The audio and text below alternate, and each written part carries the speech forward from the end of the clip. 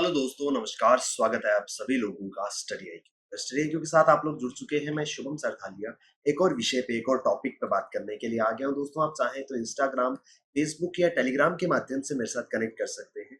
कोई भी आपका डाउट है, कोई आपकी क्वेरी है, आप यहाँ मुझसे पूछ सकते हैं। दोस्तों, हम बात करने वाले हैं यूरोपियन यूनियन के एक फैसले को लेकर के। आप सभी जानते हैं, रशियन वॉर जो है वो चल रहा है यूक्रेन के अंदर। रशिया ने यूक्रेन के अंदर हमला जो है वो किया था, जो कि करीब 4 साढ़े 4 महीने से ये पूरा का पूरा युद्ध जो है वो चल रहा है। अलग अलग देशों ने रशिया को रोकने के लिए प्रयास जो है वो किए हैं। सैंक्शंस लगाए गए, क्या यूएस है, क्या बाकी देश है। अब यूरोपियन यूनियन जो है वो एक बहुत बड़ा फैसला लेने वाला है, which has been called as the final nail in the coffin. European Union has decided to ban all Russian imports. Russia से आने वाले पूरे के पूरे ऑयल पर, तेल पर प्रतिबंध जो है वो यूरोपियन यूनियन लगाने वाला है। दोस्तों, Russia one of the biggest oil exporter जो है देश दुनिया का है, और रशिया की इकोनॉमी जो है वो काफी ज्यादा निर्भर करती है। और इस रशियन ऑयल के लिए सबसे बड़ी मार्केट है 27 देशों का ब्लॉक यूरोपियन यूनियन। अब यूरोपियन यूनियन ने फैसला किया है कि वो बैन करेंगे रशिया से आने वाले ऑयल को। विस्तार से इस विषय पे चर्चा करेंगे। दोस्तों, आपके लिए एक इंपॉर्टेंट अनाउंसमेंट है। पहली बार कुछ स्पेशल जो है वो स्टडी आईक्यू आपके लेकर के आ रहा है। First time in history study IQ is launching something special. 5 जून 2022 दोपहर 1 बजे आप हमारे साथ जुड़िएगा। एक स्पेशल सरप्राइज जो है वो स्टडी आईक्यू आपको देने वाला है। दोस्तों, as a part of 6th package of sanctions, जब से ये रशिया यूक्रेन की वॉर जो है वो शुरू हुई है, अलग अलग सैंक्शंस जो है यूरोपियन यूनियन द्वारा रशिया पे लगाए गए हैं। ये 6th राउंड ऑफ सैंक्शंस है, 6th पैकेज ऑफ सैंक्शन है, जो कि रशिया पे लगाया गया है जब से रशिया ने यूक्रेन को इन्वेड किया है। अब यूरोपियन यूनियन ने ये बात कही है, 30 मई को एक एग्रीमेंट जो है वो रीच आउट किया गया यूरोपियन यूनियन के द्वारा, जिसमें ये डिसाइड हुआ है कि 90% रशियन क्रूड ऑयल जो है उसको बैन कर दिया जाएगा by the end of this year. यानी कि by the December of 2022 90% of the oil that is being imported from Russia to the 27 nations of European Union, उस पे अब पूरे तरीके से प्रतिबंध लगा दिया जाएगा। यानी कि एक बहुत बड़ी मार्केट जो है वो रशिया की खत्म हो जाएगी। Proposal to completely phase out Russian crude oil and refined products from European Union territory within a time frame of 6 to 8 months was first mooted by European Commission in early May। European union के जो commission president है, उनके द्वारा मई के महीने में ये फैसला, ये प्लान जो है वो किया गया था कि किस तरीके से रशिया को कॉर्नर किया जाए ओवर द यूक्रेनियन इन्वेजन, क्योंकि बहुत बड़े स्तर पर लॉस ऑफ लाइफ और प्रॉपर्टी जो है वो यूक्रेन के अंदर हो रहा है। ऐसे में रशिया को कैसे काउंटर किया जा सकता था, तो यूरोपियन यूनियन के जो कमीशन प्रेसिडेंट है उनका कहना था कि स्टार्टिंग से ही, जब से ये हमला हुआ था तब से वो चाह रहे थे कुछ ऐसा किया जाए कि रशिया के जो क्रूड ऑयल प्रोडक्ट्स हैं उनकी मार्केट खत्म हो जाए यूरोपियन यूनियन में। लेकिन ये करना आसान नहीं था, क्योंकि अगर रशिया से क्रूड ऑयल नहीं आएगा तो फिर डिपेंडेंस कहाँ रहेगी, कहाँ से क्रूड ऑयल की जरूरत जो है वो यूरोपियन यूनियन को पड़ेगी। तो दोस्तों, ये कॉन्फ्लिक्ट जो है ये अब एक यूरोपियन यूनियन की ओर से सैंक्शंस का रूप जो है, इसने एक ग्रेव सैंक्शंस का रूप ले लिया है, जिसमें यूरोपियन कमीशन प्रेसिडेंट जो है उनका कहना है कि अब रशिया से 90% ऑफ ऑयल जो है वो लेना बंद कर दिया जाएगा। दरअसल यूरोपियन यूनियन की जो प्रेसिडेंट है, she sought complete import ban on Russian oil. वो तो चाहती थी कि 100% प्रतिबंध जो है वो रशिया से आने वाले ऑयल पे लग जाए। रशिया से ऑयल आता कैसे है? सी बॉर्न, समुद्र के रास्ते से, या फिर पाइपलाइन से, और refined products which needed the agreement of all 27 European Union member states for the order to be implemented. President चाहती थी कि कंप्लीट बैन जो है वो लगना चाहिए इस ऑयल के ऊपर। रशिया से आने वाले ऑयल पर पूरे तरीके से प्रतिबंध लगना चाहिए, चाहे समुद्र के मार्ग से आए, चाहे पाइपलाइन से आए। लेकिन उसके लिए जितने मेंबर स्टेट्स हैं, टोटल 27 मेंबर स्टेट्स का एग्रीमेंट जो है वो होना जरूरी है।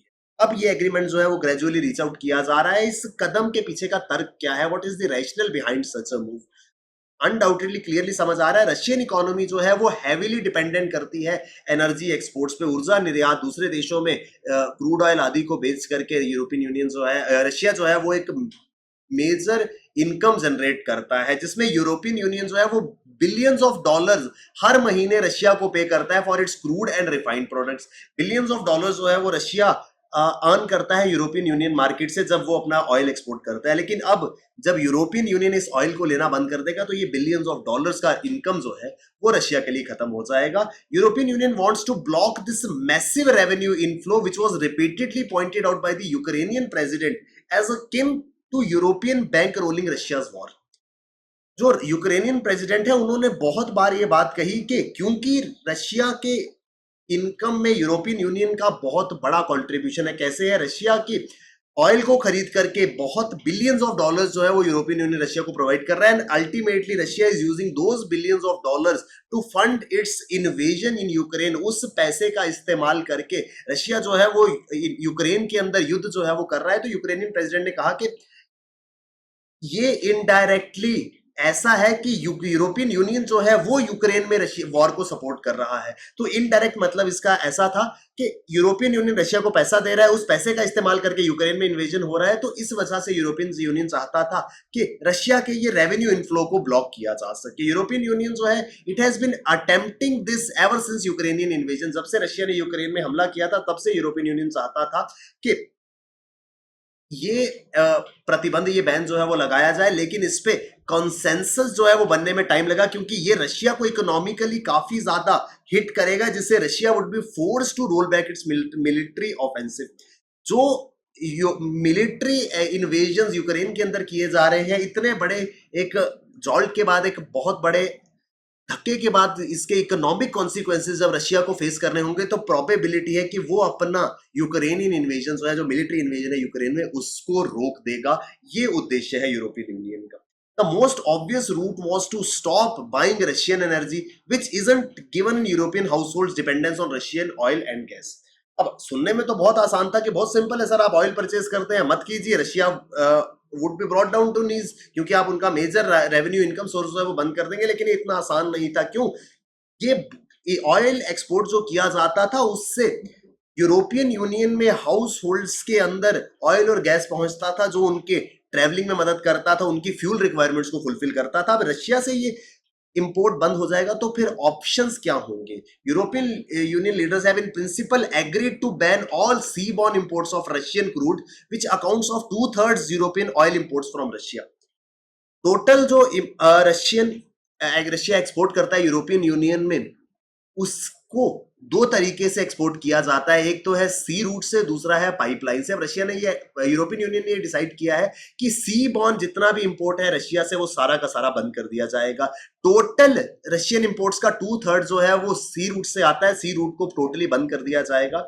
लेकिन ग्रेजुअली कुछ और देश, जर्मनी, पोलैंड आदि जो है, इन्होंने कहा है कि सी बॉर्न इंपोर्ट तो हम बंद करेंगे, साथ ही साथ ग्रेजुअली हम कुछ पाइपलाइन इंपोर्ट्स को जो है वो बंद कर देंगे। यानी कि टोटल सीबॉर्न खत्म हो गया, बाकी पाइपलाइन इंपोर्ट में से भी कुछ देश ऐसे हैं जो कहते हैं हम पाइपलाइन से ऑयल जो है वो लेना बंद कर देंगे, गैस जो है वो लेना बंद कर देंगे, जिससे क्लब टुगेदर सी रूट से आने वाला इंपोर्ट और जर्मनी और पोलैंड का पाइपलाइन इंपोर्ट जैसे ही बंद होगा, जैसे ही एम्बार्गो होगा, it would eliminate 90% of Russia's oil imports. यानी कि यूरोपियन यूनियन ने over the period of time 90% of its imports जो है उसको खत्म कर देगा। हम रशिया से 90% ऑयल लेना बंद कर देंगे। यानी कि अब टोटल मार्केट का सिर्फ 10% मार्केट ही रशिया के पास जो है वो बचेगा। दोस्तों अगर हम टोटल बात करें, हर रोज 1.57 मिलियन बैरल्स ऑफ ऑयल जो है वो रशिया से यूरोपियन यूनियन पहुंचता है।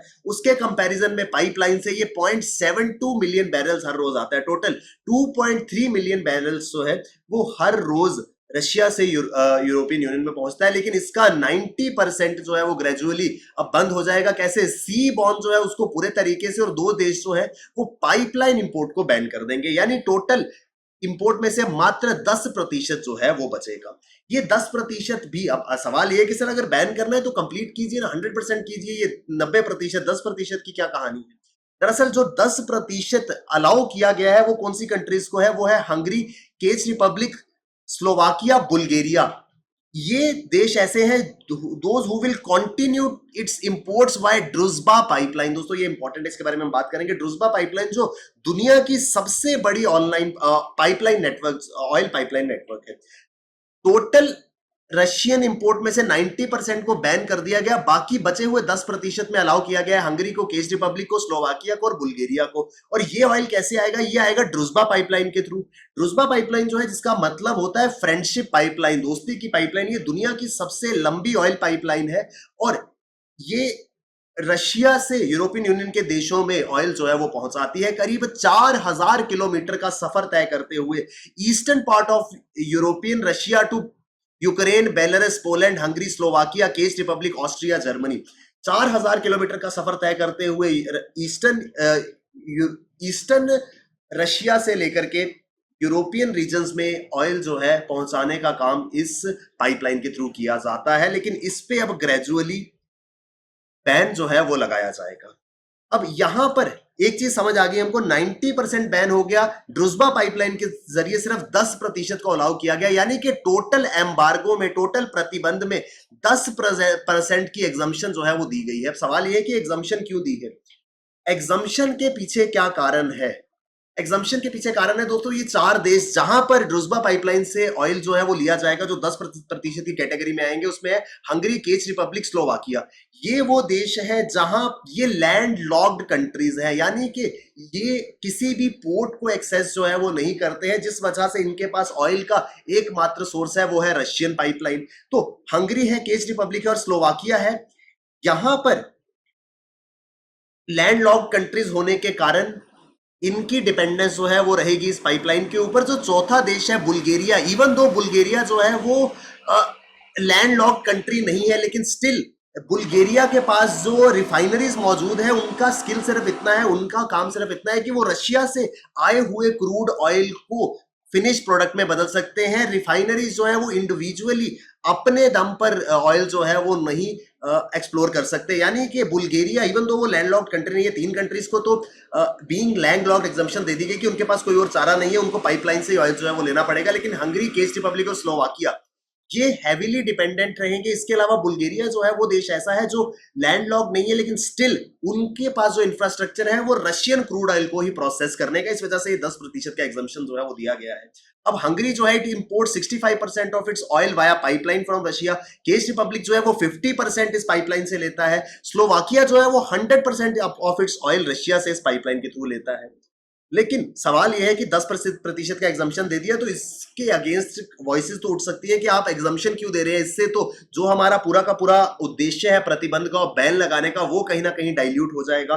तो इस पे देखना ही होगा। यूरोपियन यूनियन के जो लीडर्स हैं उनका कहना है कि ये क्रिटिसिज्म, इवन दो हम 90% ऑयल को जो है वो बैन कर रहे हैं, ये 10% को अलाउ करना मजबूरी है, और 90% को भी बैन करना जो है वो बहुत बड़ी प्रोग्रेस है, क्योंकि पूरी की पूरी यूरोपियन यूनियन मार्केट जो है वो डिपेंड करती थी रशियन ऑयल के ऊपर। आज से कुछ महीने पहले 90% छोड़ करके सिर्फ 9% को बैन करना भी एक बहुत बड़ा चैलेंज था, क्योंकि यूरोपियन यूनियन जो है वहां पर रशिया से आने वाले ऑयल को बैन करना अनथिंकेबल था because of Europe's dependence on Russian energy imports. तो उनका कहना है कि इवन दो हम 90% बैन लगा रहे हैं, तो अगर कोई 10% के लिए क्रिटिसाइज करता भी है तो उनको ये समझाना होगा कि 90% is a big big achievement in itself.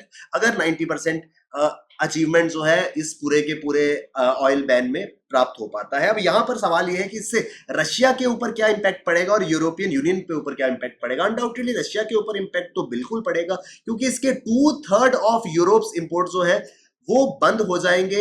It would mean reduction of 1.2 to 1.5 million barrels of oil per day.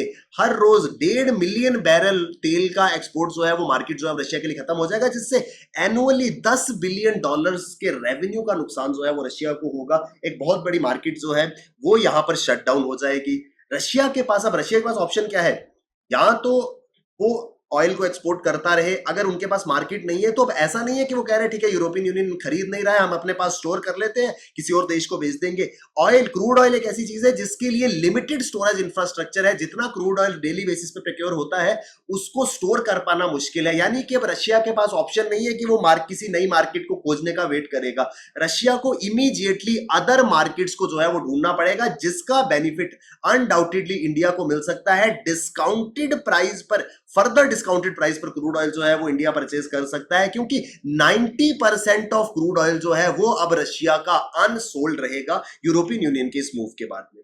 तो रशिया के ऊपर तो इंपैक्ट आएगा, लेकिन इन सेक्शंस का यूरोप के ऊपर क्या इंपैक्ट पड़ेगा दोस्तों। यूरोप जो है it is going through a fuel inflation.